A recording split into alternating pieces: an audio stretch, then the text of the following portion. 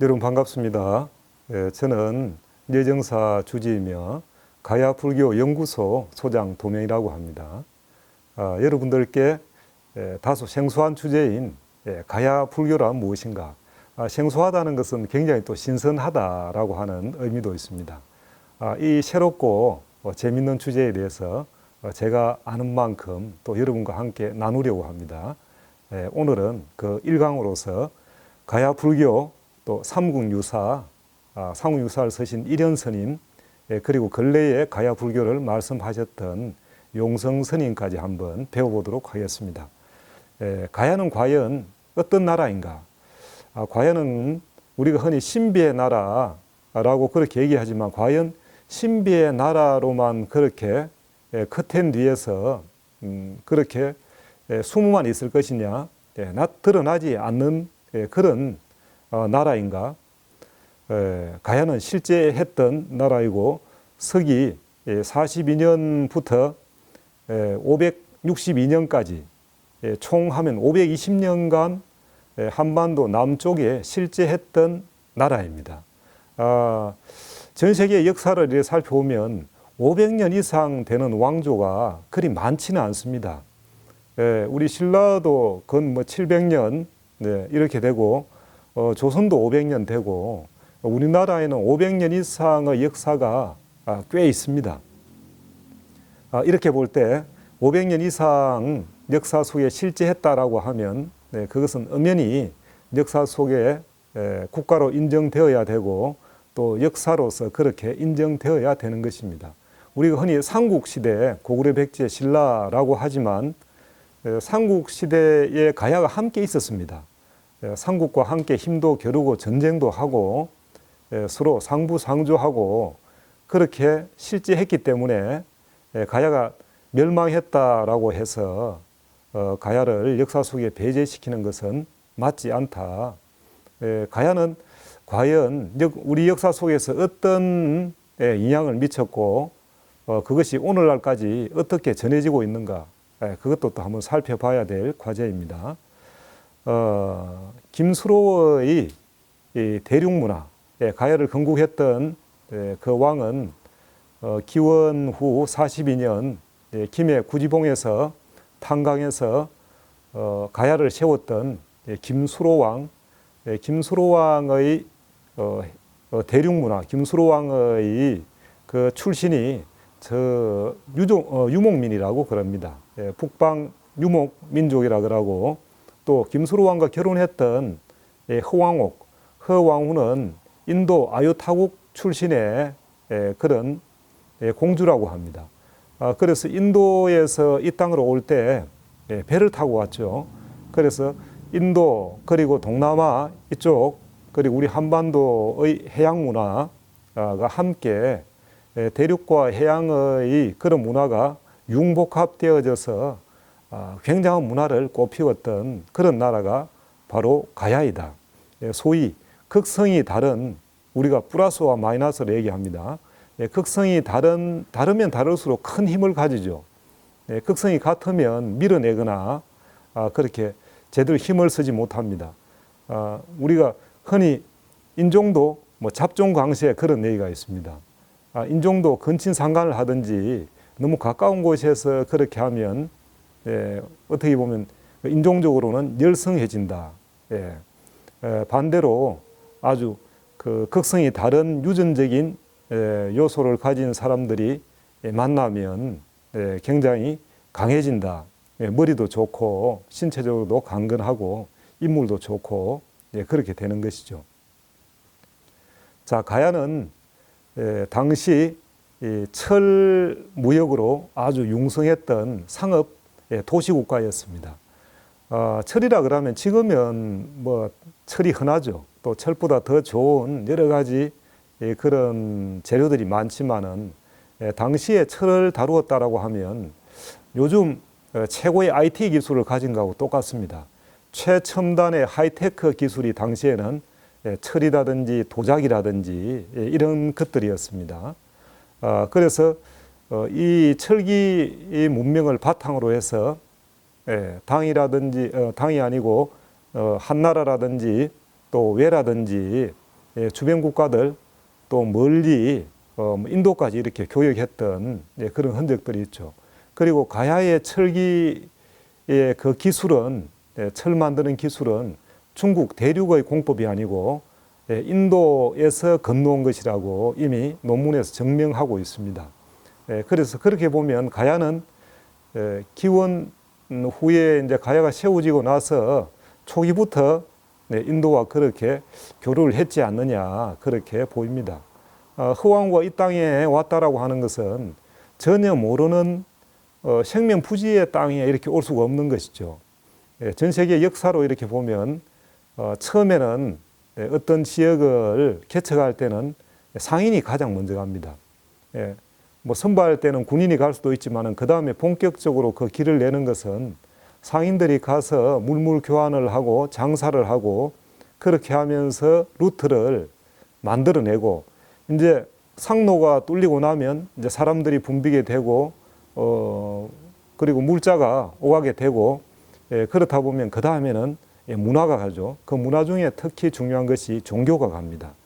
그래서 항상 이제 상인들이 루트를 뚫고 나면 그 다음에는 성직자들이 가서 종교를 전파하는 것이죠. 자, 가야는 육가야 체제였다. 그 김해의 구지봉에서 태어난 그 6개의 알, 6형제들이 각각 하나의 나라를 세워서 6개의 연맹체였다. 지금 미국 같은 경우가 50여 개의 그런 주들이 모여서 유나이티드 스테이트라고 이렇게 연방 제도를 가지고 국가가 형성되어 있습니다. 가야도 초기에는 그런 형태가 아니었나. 같은 동일한 집단에서 출발하여서 서로 지역에 따라서 나누어져서 거기에서 나라를 만들고 그러나 같은 뿌리이기 때문에 어려울 때는 함께 돕고 상부상조하고 또 그러다가 좀 서로 한쪽이 커지고 그렇게 하면 또 다 뭐 전체를 다 통치하려고 하다 보니까 전쟁도 일어날 수 있고 또 갈등도 있고 그렇기도 했겠죠. 우리는 흔히 지방 분권을 뭐 김영삼 대통령 시절에 지방 분권을 한 것으로 이렇게 알고 있지만 가야 시대에 이미 육가야는 지방 분권을 실행하고 있었던 것이죠. 그래서 가야를 이렇게 잘 살펴보면 최초 그리고 아주 뛰어난 우리가 생각하지도 못할 만큼 그렇게 성숙하고 대단한 문명들이 꽤 있습니다. 최근에 가야의 목걸이 세 점이 보물로 이렇게 선정이 되었습니다.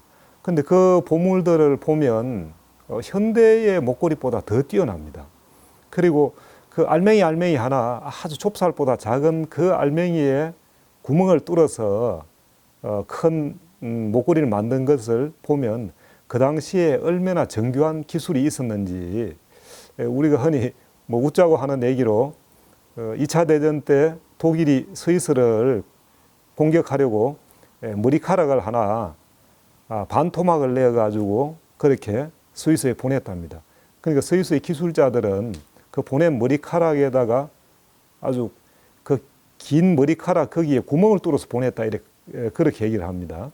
그러니까 독일이 야 스위스가 만만치 않은 나라구나 해서 뭐 전쟁을 안 했다라고 하는 그런 우스갯소리도 있는데 가야는 그 당시에 벌써 뛰어난 세공 기술과 뛰어난 철기 그런 재련 기술 또 무기술 이런 것을 갖춘 아주 첨단화된 국가다. 그리고 정치적으로도 지방 분권을 이미 하고 있었다. 그래서 누군가는 김해의 구지봉을 저 로마에 있는 아크로폴리스처럼 그 구지봉이 그런 역할을 했을 것이다. 그 수로왕이 왔을 때 국왕들이 모여서 하늘에 일종의 이제 그 비는 그런 신용을 합니다만은 국왕들이 모이고 뭐 함께 했다는 것은 어려울 때 회의도 하고 어려울 때는 함께 회의도 하고 또 기쁠 때나 어떤 행사나 그런 것은 또 함께 의논하고 그렇게 동고동락 했다라고 하는 그런 흔적으로 이렇게 보입니다. 우리나라 최초의 국제결혼, 우리나라 국제결혼 1호 커플이 바로 김수로왕과 허왕우입니다. 이렇듯 우리는 외국인을 보거나 뭐 또 우리 시절에만 해도 어린 시절에 국제 결혼을 한다 그러면 굉장히 이상한 눈으로 봤는데 벌써 2000여 년 전에 벌써 국제 결혼을 하고 또 인도라고 하는 2만리 넘게 떨어진 거기에서 허왕과 와서 가야까지 와서 이렇게 살고 했다라는 것은 대단한 일이죠. 그래서 우리가 현대의 시각으로 고대인들을 봐서는 안 된다. 또 현대의 시각으로 고대사를 봐서는 안 된다. 흔히 우리가 한 10년, 20년 전에 쓰던 용어들도 지금 보면 그 뜻이 달라지는 게 꽤 많습니다. 그래서 고대에는 현대에서 이해하지 못할 어떤 언어라든지 풍속이라든지 그리고 정치 체계라든지 또 철학 사상이라든지 이런 여러 가지들을 잘 살펴봐야 된다. 현대 입장으로만 결정을 내려서는 안 된다라고 하는 것입니다. 그리고 가야라고 하면 또 대단한 게 그 도자기입니다. 그 가야 시대에 이런 시절에 그 도자기는 소위 이제 경질 도자기인데 유약을 칠하지 않은 경질 도자기. 그 경질 도자기는 도자기의 두께가 얇습니다. 두께가 얇은데 굉장히 단단한 그런 재질을 가지고 있습니다. 그게 이제 일본어로 건너가서 스에키 토기라고 하는 것에 영향을 주었고 그 경질 토기를 보면 아주 바닥바닥합니다. 유약을 칠하지 않아도 그 반짝이는 것은 바로 가야가 철을 다루었던 그런 기술력이 있었기 때문에 철을 다룬다라는 것은 쇠를 녹여야 되죠. 그렇기 때문에 높은 온도를 올려야 됩니다. 그것이 도자기의 접목이 되니까 도자기를 아주 높은 온도로 이렇게 소성을 하다 보면 그 안에 있는 물질이 밖으로 나와서 일종의 이제 얇은 코팅이 되는 것이죠. 그 정도로 가야는 도자기 기술도 발달했고 그리고 보석이라든지 이런 게 발달했다. 그리고 또 가락국기에 보면 허왕과 수로왕이 만나서 봉골에 도착할 시간이 정오쯤인데 그때 정오를 알려주는 그 시계가 뭐냐 하면 동호라고 해서 구리로 된 일종의 물시계라 그럽니다. 우리는 흔히 뭐 물시계 그러면 세종대왕 때 만들었다고 하지만 이미 가야 시대에 동호를 이렇게 만들었다라고 하는 것이죠. 추석 차례에 그 근원이 바로 수로왕에게 달에 올리던 것, 수로왕을 모시는 그런 달에 올리던 그 기운에서 추석 차례에 시조가 되었고 또 그 낙동강이라고 하는 이 강 이름은 가락의 동쪽, 가락의 동쪽에 있는 강이라 해서 낙동강이다. 자, 이렇게 우리 지명이라든지 이런 풍속 속에 가야의 흔적이 또 많이 남아 있습니다. 가야는 왜 또 중요하냐 하면 가야의 그 정신이 그 굉장히 뛰어납니다. 뭐 뛰어나다라고 해서 뭐 여러 가지 측면에서 얘기할 수 있겠지만은 가야가 망할 때 전쟁으로 망한 게 아니고 가야는 일종의 나라를 양도해 줬습니다. 그래서 10대 가야의 마지막 왕 10대 구영왕을 양왕이라고 합니다. 우리가 양보했다, 양도했다라고 할 때 그 양을 쓰는데 나라를 양보했다라고 하는 것이죠. 왜냐하면 전쟁하면 많은 사람들이 피를 흘리고 또 백성들이 죽지 않습니까? 물론 가야가 신라보다 좀 약했지만은 뭐 전쟁을 못할 정도는 아니었단 말입니다. 그런데 전쟁을 하면 많은 사람이 피를 흘릴 것을 염려한 그 구영왕이 나라를 양도했다라고 하는 어찌 보면 굉장히 평화적인 국가 이양이라고 할 수 있습니다. 자, 이런 것도 나라를 사랑하는 그 위정자의 정신, 이런 게 이미 이제 가야에서는 다 갖춰져 있었던 것이죠. 또 이제 가야는 망했어도 가야 왕족인 김유신이 삼국 통일에 지대한 역할을 합니다. 김유신은 마지막 그 구영왕의 한 정손자뻘 됩니다. 그런데 결국은 김유신이 신라의 귀족으로 합병되어 가서 거기에서 또 여러 가지 이제 무공을 세우고 업적을 세워가지고 결국은 김유신은 죽고 나서 흥무대왕이라고 이렇게 왕으로 칭송됩니다. 이것도 대단한 것이죠. 우리가 보통 뭐 나라를 합병했다 이래 그러면 일종의 이제 반란이라든지 뭐 부흥운동 이런 것을 염려해서 나라를 싹쓸이 그냥 뭐 깡그리 다 없애고 또 그 혈족들도 왕족들도 다 죽이죠. 그래서 예를 들어서 고려 같은 경우가 그런 경우입니다. 조선은 뭐 고려 왕족을 뭐 엄청 죽였죠. 그러니까 그 왕씨들이 성을 바꿉니다. 온전 전시, 네, 사람인변에 임금왕이 있는 온전 전시로 바뀌든지 아니면 밑에 점하나 찍어가 구슬옥시라든지 이렇게 그 성을 바꾸었다라고 합니다. 자, 그리고 수로왕과 후왕후는 역대의 우리나라 왕들 중에서 가장 존경받았던 왕이다.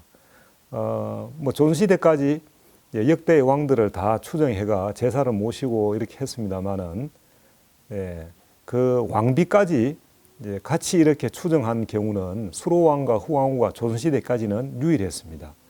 후왕후를 함께 모신 그 이유가 뭐냐? 그 이유를 보니까 아주 이유가 재밌습니다.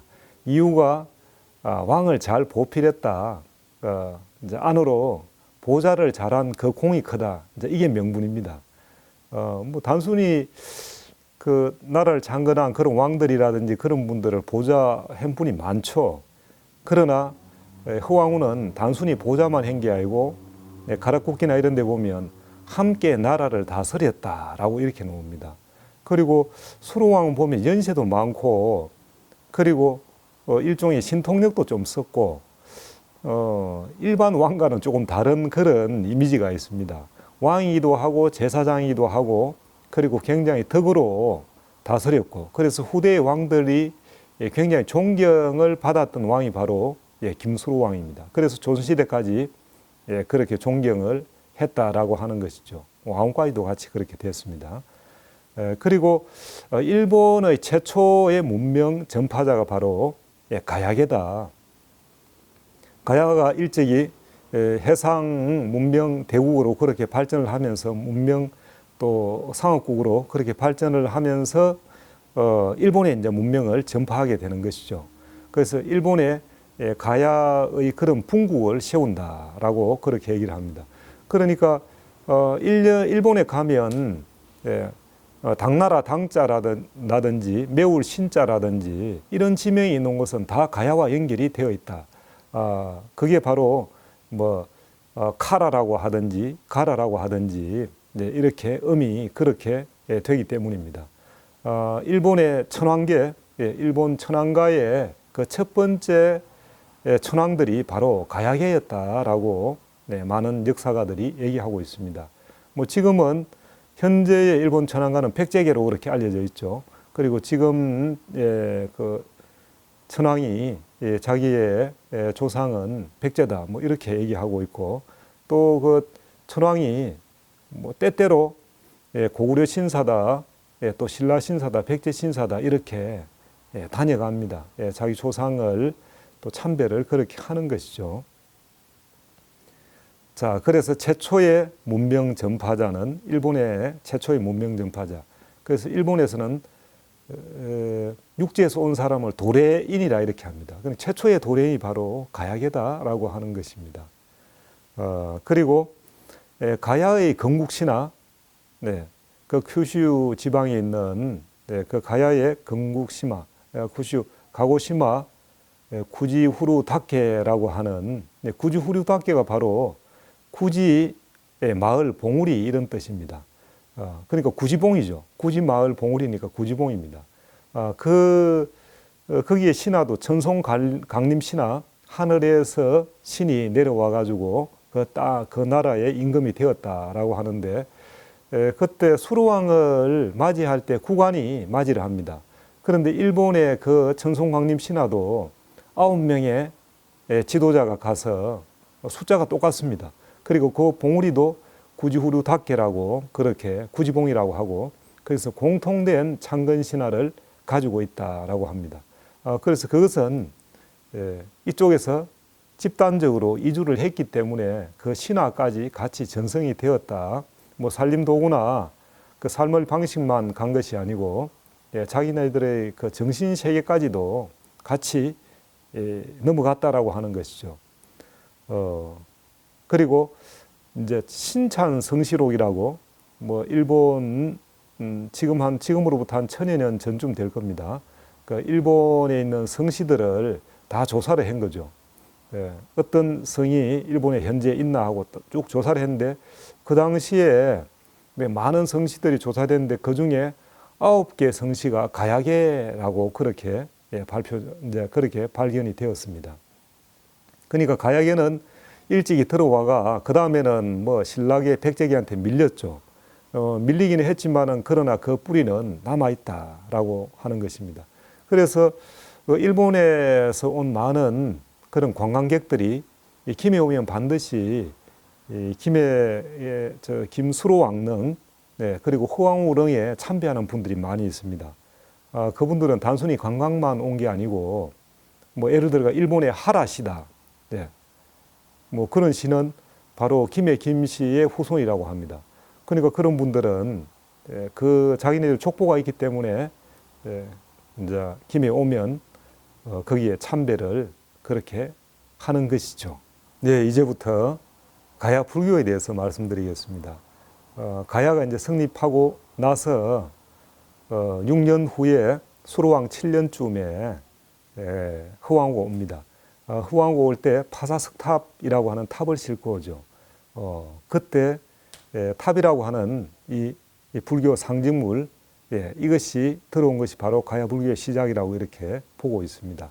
자, 가야 불교라고 하는 그 정의란 무엇이냐?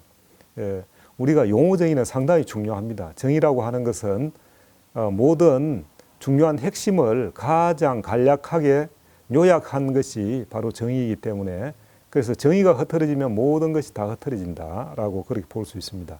가야 불교란 초기 가락국 시대부터 나머지 5가야를 비롯한 불교의 역사, 문화, 인물, 또 풍속, 유적 등 가야 시대 불교 전체를 말한다라고 할 수 있습니다.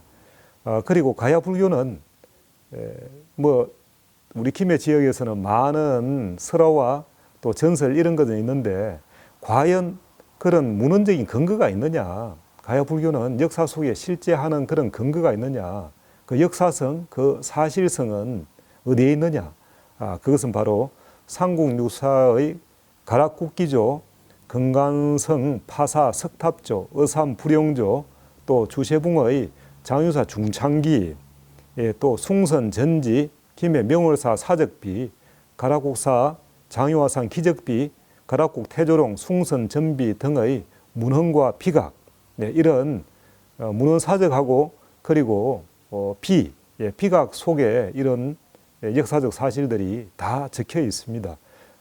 이것뿐만이 아니고 훨씬 더 많은 문헌과 비각들이 있습니다만은 그것은 우리가 차차 살펴보기로 하고 그리고 이 가야 불교에 관련된 그런 연기 사찰, 인연 있는 사찰들이 제가 알아보니까 한 30여 곳 됩니다.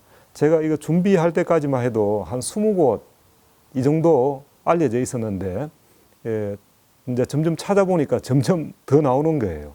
그리고 제가 이 방송을 막 하려고 하는 이 시점에도 어제 저녁에도 또 누군가가 알려줘서 하나 더 추가가 됩니다. 이렇게 봤을 때는 최소 현재 밝혀진 것만 해도 30여 곳 이제 이상이 된다라고 하는 것입니다. 우리가 흔히 가야라고 할 때 가야를 그동안 부정하는 사람들은 가야라고 하는 것은 그것은 조그만 그냥 뭐 부족 국가 내지는 뭐 그런 나라였다. 제대로 국가 체제도 이루지 못한 뭐 시족 정도의 그런 나라였다. 이렇게 보는 분도 있었고 뭐 또 역사 속의 신비의 나라다. 이렇게라고 했는데 실제로 가야의 유적들이 발굴되고 보니까 아주 대단한 것이죠. 그리고 뭐 상국만 있은 게 아니고 실제로 역사 속에 사국으로 당당히 그렇게 존재를 했었다라고 하는 것입니다. 앞으로 이 가야 불교에 관한 많은 재미있는 얘기들과 그리고 많은 유적들을 통하여 우리가 가야 불교의 역사성을 함께 알아볼 것입니다. 그 여정을 함께 하시죠.